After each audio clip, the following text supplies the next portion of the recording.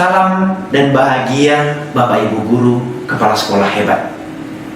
Saya Natalius Tarigan, Kepala Satuan Pendidikan SMP 1 Padu Boarding School 3 Johar. Bapak Ibu, seorang dokter tidak akan pernah memberikan pengobatan ataupun memberikan resep kepada pasien sebelum dokter tersebut melakukan asesmen awal. Dokter akan bertanya ataupun melakukan asesmen kepada pasien tentang keluhan, tentang penyakit yang dialami oleh seorang pasien. Sehingga dokter melalui asesmen tersebut akan memberikan solusi, memberikan obat, memberikan resep kepada pasien tersebut. Nah, bagaimana jika seorang dokter tidak melakukan asesmen? Mungkin dokter akan memberikan obat yang salah kepada pasien dan akan mendatangkan keluhan baru atau penyakit baru. Nah, sekarang mari kita bertanya kepada guru. Apakah seorang guru melakukan asesmen awal sebelum mereka melakukan pembelajaran kepada peserta didik? Tidak bisa kita pungkiri bahwa hingga sampai saat ini masih banyak Bapak Ibu guru yang melakukan proses pembelajaran tanpa ada diagnosa awal. Bapak Ibu guru mengajar kepada siswa-siswi dengan metode yang sama dalam satu kelas. Padahal sebenarnya siswa-siswi yang hadir di kelas tersebut memiliki karakter yang berbeda, memiliki cara belajar yang berbeda, memiliki motivasi belajar yang berbeda, memiliki minat belajar yang berbeda. Di balik itu, siswa-siswi memiliki permasalahan yang berbeda. Nah, coba kita bayangkan bagaimana seorang guru mengajar di depan beberapa siswa yang memiliki karakter yang berbeda-beda, mengajar dengan metode yang sama. Apakah Bapak Ibu guru akan sukses dalam proses pembelajarannya? Berbicara mengenai pembelajaran berdiferensiasi bukanlah sesuatu hal baru lagi bagi kita. Ki Hajar Dewantara mengatakan bahwa pendidikan itu adalah sebenarnya kegiatan untuk menuntun kodrat yang dimiliki oleh peserta didik, agar peserta didik mencapai kebahagiaan dan keselamatan yang setinggi-tingginya, baik secara individu maupun secara kelompok. Kebahagiaan itu, menuntun itu dilakukan oleh Bapak Ibu guru setelah Bapak Ibu guru mengetahui kodrat, minat, bakat, dan potensi peserta didik. Inilah yang menjadi awal, inilah yang menjadi dasar bagi kita untuk melakukan proses pembelajaran berdiferensiasi.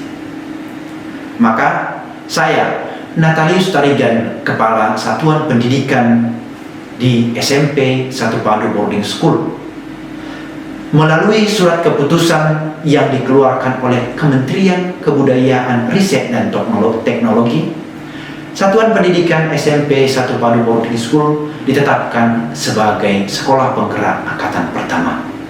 Dan kami menerapkan pembelajaran dengan berdiferensiasi melalui kurikulum merdeka dalam program sekolah penggerak. Namun, dalam proses perjalanan untuk melakukan pembelajaran berdiferensiasi ini, kami masih memiliki kendala, kami masih memiliki hal sulit yang dialami oleh Bapak Ibu guru, mulai dari pemahaman tentang kurikulum merdeka, pemahaman untuk pelaksanaan pembelajaran berdiferensiasi, juga untuk melakukan asesmen awal. Maka melalui kegiatan-kegiatan, saya memimpin, saya mengarahkan Bapak Ibu guru untuk mulai mendalami kurikulum merdeka. Mulai dari kegiatan workshop, mulai dari kegiatan seminar, mulai dari kegiatan tutor sebaya di antara Bapak Ibu. Kegiatan kami yang kami lakukan untuk menyelesaikan permasalahan yang kami alami adalah melakukan beberapa kegiatan. Pertama, in-house training, pelatihan implementasi kurikulum Merdeka dalam program sekolah penggerak. Untuk meningkatkan kompetensi Bapak Ibu guru, pemahaman Bapak Ibu guru tentang kurikulum Merdeka, sekolah mengadakan in-house training untuk menguatkan pemahaman dan kompetensi Bapak Ibu guru untuk melaksanakan pembelajaran berdiferensiasi. Selain in-house training yang kami laksanakan di satuan pendidikan, kami juga melaksanakan workshop tentang desain kurikulum yang diikuti oleh kepala sekolah bersama dengan tim pengembang kurikulum. Dalam hal ini, kami melakukan kegiatan untuk meningkatkan kompetensi Bapak Ibu guru, terutama tim pengembang kurikulum, agar kelak tim pengembang kurikulum dapat mengimbaskan kepada rekan-rekan guru dalam penerapan pembelajaran berdiferensiasi. Untuk lebih mendalami kembali, saya mengajak Bapak Ibu guru untuk melakukan workshop pembelajaran berdiferensiasi yang dibimbing, didampingi, diarahi oleh narasumber. Dan di dalamnya juga kami berusaha berjuang untuk membuat penyusunan instrumen asesmen diagnostik ini. Melalui workshop pembelajaran berdiferensiasi, Bapak Ibu disadarkan akan tugas dan tanggung jawab sebagai pendidik, yaitu menuntun segala kodrat dengan mengetahui lebih awal kodrat yang dimiliki oleh peserta didik, baik secara kognitif maupun secara non-kognitif.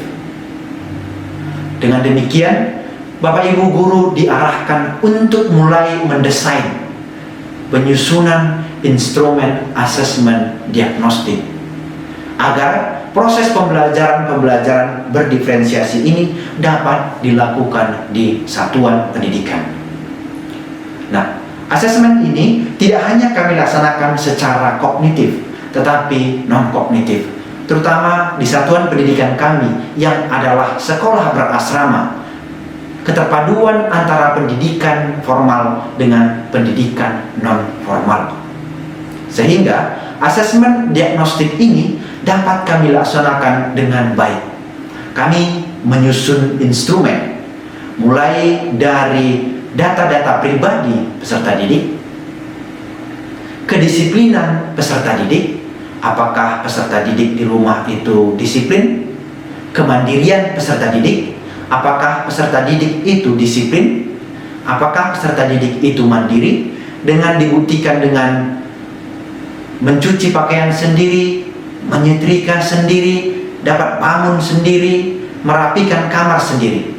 Nah, dalam instrumen tersebut akan didata apakah siswa mampu menyetrika sendiri, apakah siswa mampu menggosok sendiri, apakah siswa mampu mencuci piring.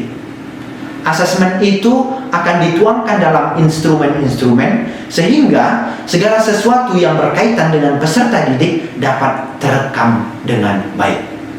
Hal ini menjadi dasar bagi Bapak Ibu guru untuk melaksanakan pembelajaran kognitif. Demikian juga dengan sisi karakter. Kami melaksanakan fingerprint untuk menemukan minat bakat peserta didik secara genetik.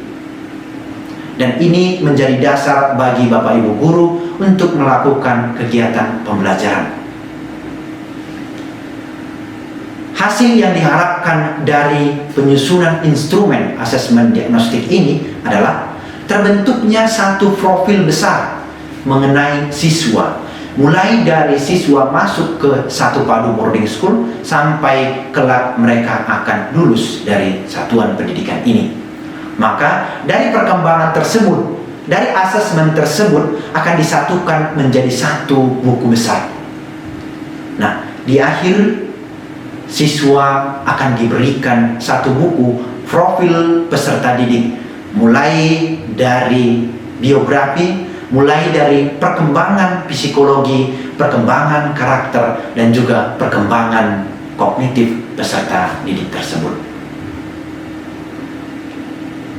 Selain melakukan workshop, kami juga menuntut Bapak Ibu Guru, mengarahkan Bapak Ibu Guru agar mampu membuat satu produk, yaitu modul ajar dan juga modul P5 penguatan profil pelajar Pancasila itu sesuai dengan pembelajaran berdiferensiasi, agar kegiatan kognitif yang dilaksanakan di sekolah juga dapat dilaksanakan dengan pembelajaran berdiferensiasi.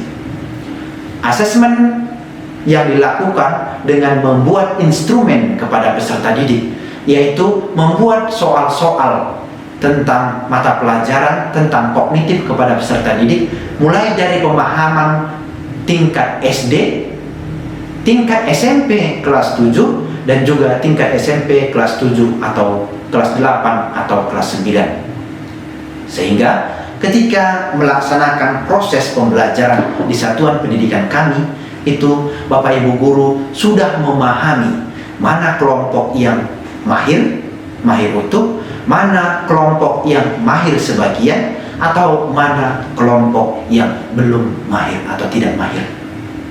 Nah, demikian juga halnya dari sisi non-kognitif. Kelompok siswa yang sudah mahir menyetrika, kelompok siswa yang hampir mahir menyetrika, atau kelompok siswa yang belum mahir menyetrika. Nah, kelompok siswa yang lahir atau datang dari keluarga yang broken home, keluarga yang harmonis, keluarga yang memiliki ekonomi menengah, atau keluarga yang memiliki ekonomi ke atas. Nah, dengan demikian psikologi anak akan dapat kita temukan, sehingga proses pendidikan yang diajarkan kepada peserta didik akan semakin mudah.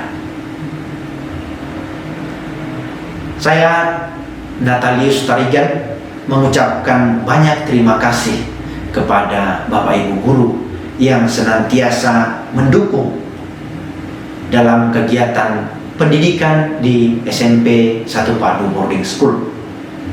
Saya juga mengucapkan banyak terima kasih kepada Yayasan Bethlehem Bandar Baru yang juga mendukung kami dalam proses pendidikan di 1 Padu Boarding School ini. Dan juga saya mengucapkan banyak terima kasih kepada Dinas Pendidikan, terlebih khusus Dinas Pendidikan Kabupaten Deli Serdang yang selalu mendukung, mengarahkan kami untuk melaksanakan program sekolah penggerak, terutama dalam menerapkan pembelajaran berdiferensiasi di satuan pendidikan kita ini. Semoga melalui terciptanya, tersusunnya instrumen asesmen diagnostik awal ini dapat kami terapkan dalam proses pendidikan di 1 Padu Boarding School, sehingga profil siswa akan mulai terekam, akan mulai terbentuk sejak awal. Semoga praktik baik ini dapat berguna bagi Bapak Ibu Guru sekolah di satuan pendidikan masing-masing. Akhir kata, kami memohon maaf jika terdapat kesalahan. Kami menyadari bahwa masih banyak kekurangan dan kami masih membutuhkan bimbingan dan arahan dari yayasan, dari Dinas Pendidikan, dan juga dari kementerian. Salam hangat dari kami, Bapak Ibu Guru di Satuan Pendidikan SMP 1 Padu Boarding School. Salam sekolah